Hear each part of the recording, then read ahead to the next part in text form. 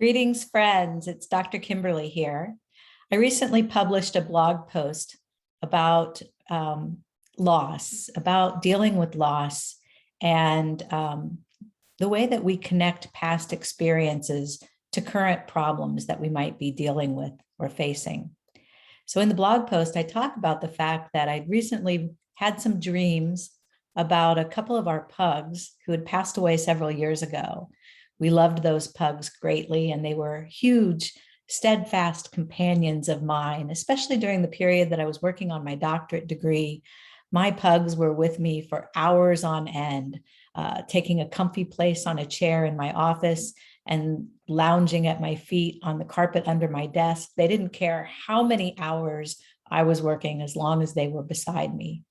And that kind of unconditional love is something that I think all of us have experienced with our pets. And of course, the passing of a pet is a very difficult experience to go through. There's real grief that occurs with that. And I think, when we think about those types of painful losses, then we realize how much longer a period of time that we had where we were experiencing true happiness and joy. The gift that Ceasar and Magnus, our pugs, gave me and our family was so much greater and for such a longer, more extensive period of time than anything we experienced, when we had to say our goodbyes to them.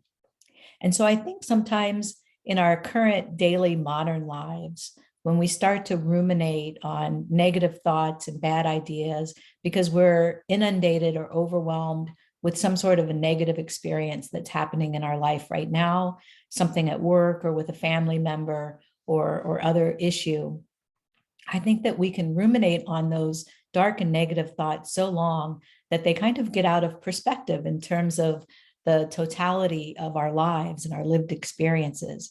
And I think the fact that, I might have been dreaming about Magnus and Ceasar recently and the loss associated with that, I think in reality, it was a reminder that on the other side of that loss was so much happiness and joy. And that I think when we look at anything that is bringing uncomfort, discomfort, pain into our lives, if we really take a moment to reflect and examine it, what we see is that that same thing that's causing us pain now probably brought us a great deal of enjoyment and satisfaction earlier. And so I think for someone like myself who tends to internalize a lot of problems, if you're that type of person too, despite having family members, friends, and others that you could share your problems with, if you truly internalize and kind of tend to turn those dark thoughts around and around in your head, you may find a good exercise or antidote to that is simply journaling and getting those things out of your head and onto a piece of paper. And that can be just a plain piece of paper, a yellow pad, or in my case, I like to use a pretty journal, and I've made a lot of those available on my website at drkimberlydenny.com. They're on Amazon and in my Etsy shop, and I'll share links to those.